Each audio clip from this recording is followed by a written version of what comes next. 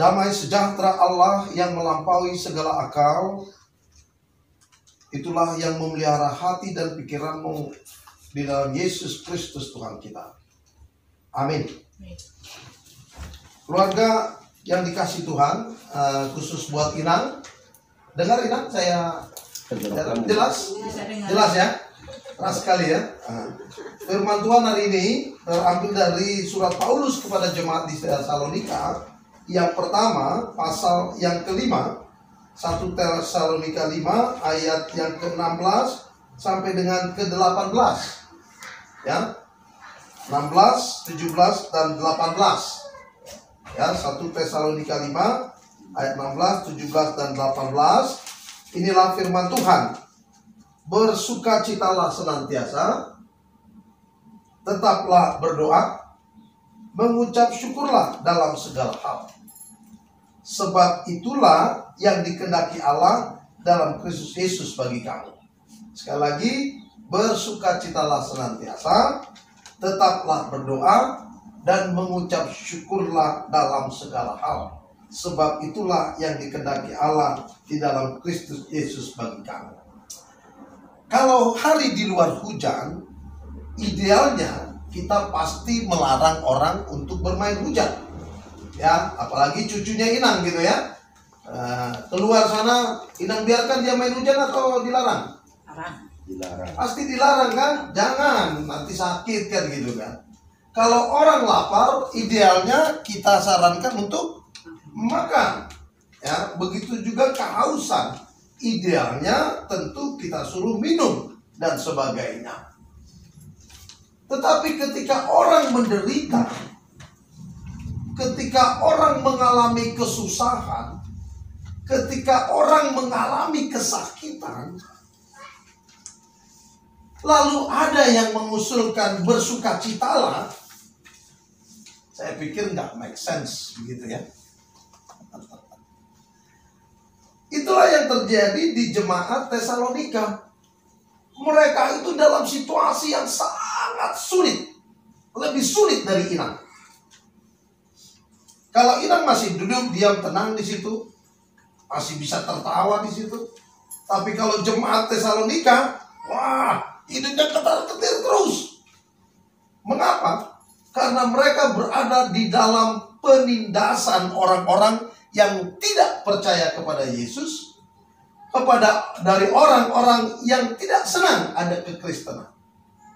Jadi bisa kita bayangkan. Makanya dalam 1 Tesalonika pasal 1 ayat ke-6 dikatakan, di dalam penderitaan yang begitu luar biasa, dikatakan Paulus. Makanya saya bisa bayangkan, mereka jauh lebih menderita daripada Inang. Maaf. Karena Inang masih merdeka, jalan sana, kita sana. Tapi mereka sakitnya luar biasa.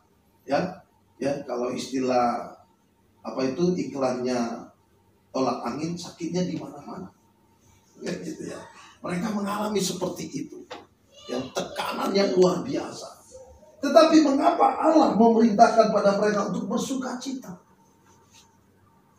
Begitu juga hari ini buat Inang. Walaupun tadi dikatakan sudah lebih 10 tahun ya. Dan kita mencoba empatik tentang sakit Inang. Hari ini Tuhan katakan bersukacitalah. Ada apa rupanya dengan sukacita? Karena secara psikologi, orang yang bersukacita itu memberikan dampak hebat pada dirinya. Yakni apa? Memberikan kesembuhan. Ya, dokter juga selalu sarankan kepada pasiennya kan, ya, semua bersukacita, tertawa, ya kan begitu ya. Dan Alkitab pun membenarkan itu. Dalam kitab Amsal dikatakan hati yang gembira adalah obat. Ya. Jadi sekalipun situasi Inang seperti ini, Tuhan katakan bersukacitalah, karena itu adalah obat. Dia menyembuhkan. Kalau ibu dokter tadi menyarankan berjemur di luar sana, bagus sekali saran dari dokter yang tahu, ya. Dari firman Tuhan disarankan untuk tetap bersukacita, karena itu adalah obat yang manjur. Lalu yang kedua dikatakan tetaplah berdoa. Ini yang paling sulit dilakukan orang pada saat sakit. Itu tidak ya?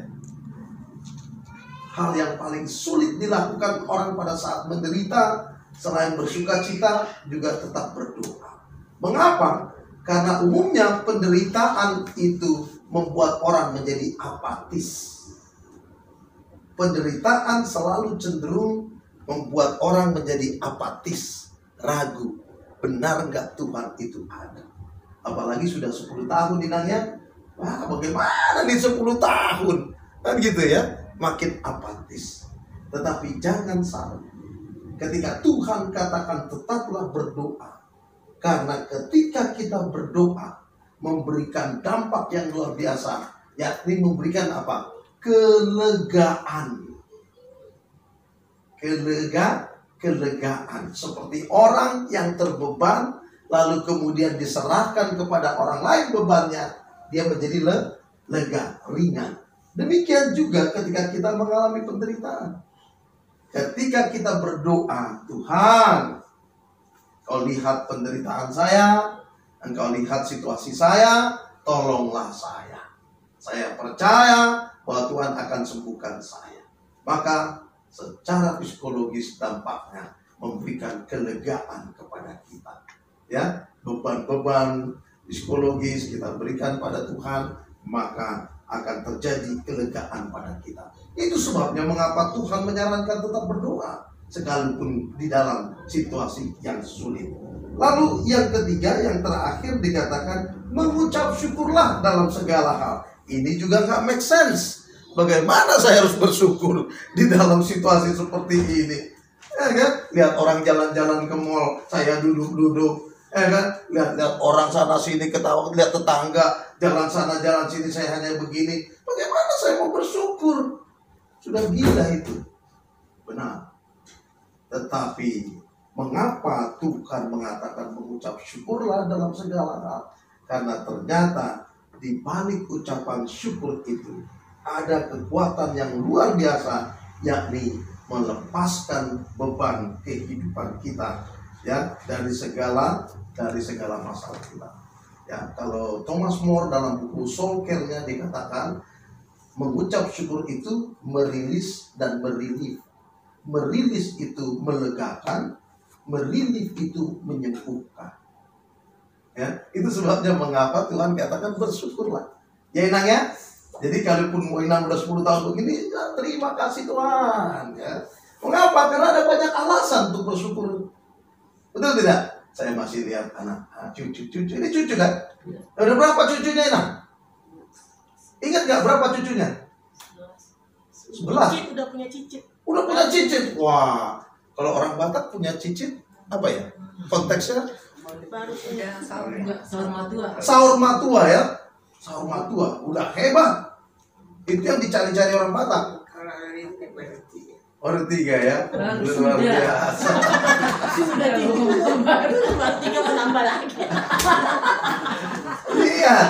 Jadi Inang sekali lagi mengapa mengucap syukur? Karena dia melegakan.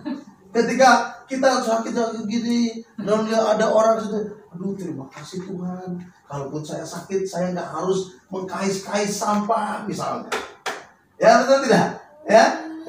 Aduh terima kasih Tuhan. Sekalipun saya sakit begini, saya nggak disusahkan anak-anak. Di luar sana banyak orang tua susah karena anaknya. Ya Inang ya. Jadi melegakan dan menyembuhkan.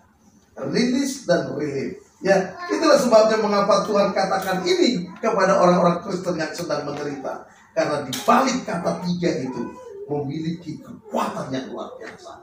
Inang ya? Jadi bersyukur terus Inang ya. Punya cucu 11, ada yang baru 3, ya, akan tambah lagi ya. Luar biasa.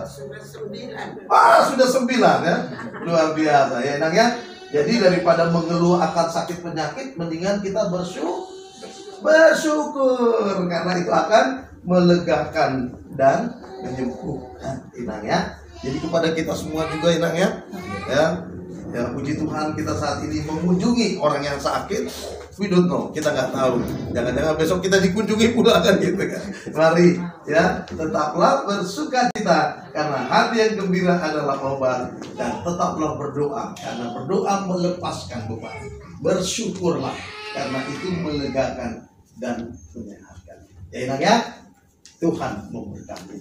Amin. Kita berdoa. Bapa di dalam sorga, kami bersyukur